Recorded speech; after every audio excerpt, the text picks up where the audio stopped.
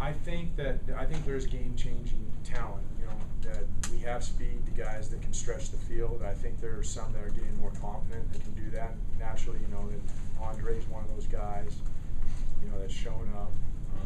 So, you know, in saying that, they still got to, you know, practice that way. I think as a group they've gotten a lot better because there is a lot, you know, demanded of them with route running and really what we see from our defense is a lot different than probably what we're going to see in the first few games. So it's a little bit of a challenge because their picture is always changing in front of them.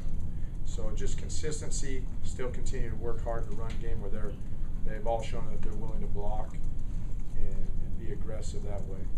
Will mentioned that Andrades had a really good scrimmage the other day. How has he been this week, and can you talk about him and Pittman? Yeah, you know, one, typical freshman. I mean, they're still learning, not consistent enough, but shows that he can make plays, good hands. It's just a matter of, you know, as you look at him, it's easy to compare because if you think about where LaTroy was at after 13, 14 practices, you know, through spring. Doing some good things, still lost a little bit, and that's where he's at. You know, it's just a matter of getting enough repetitions for him to be real good. And it's hard because you're also not getting all the repetitions. LaTroy's, you know, still in a freshman status, but has improved and is getting a little bit more confident and understanding of the overall scheme and, you know, the situation.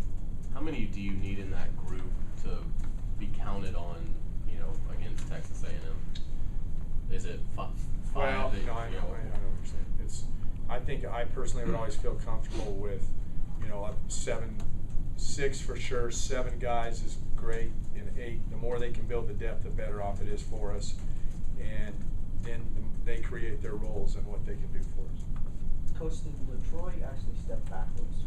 Because going into the spring, it seemed like he was going to be, at least in the spring game, he elevated his game. And now to the standpoint, we're not hearing as much about him. We're not hearing about routes. We're hearing more about him being more of a freshman and actually stepping. Yeah, I think you got to kind of look at it. When he was here in the spring, I mean, things were very limited for him. You know, we put him in situations that there wasn't a lot of thinking, but yet he still made plays. Now, you know, he's got to continue to work on consistency and everything. But now we're asking him, hey, you just don't have to learn this one thing. Now you got to learn about 3, 4, 5 things. So it's still a growing process, and he's getting there.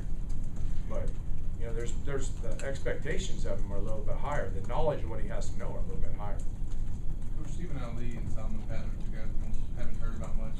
How are they doing so far, and what kind of role are they creating for themselves? Well, you know, Stephen's, you know, limited at times, so he's kind of, you know, depends on if he's out there or not. But I'll tell you this about Solomon. He's probably had, you know, one of the best weeks for him and had the receivers. He's been very consistent. He's playing very fast, and he's doing a really good job.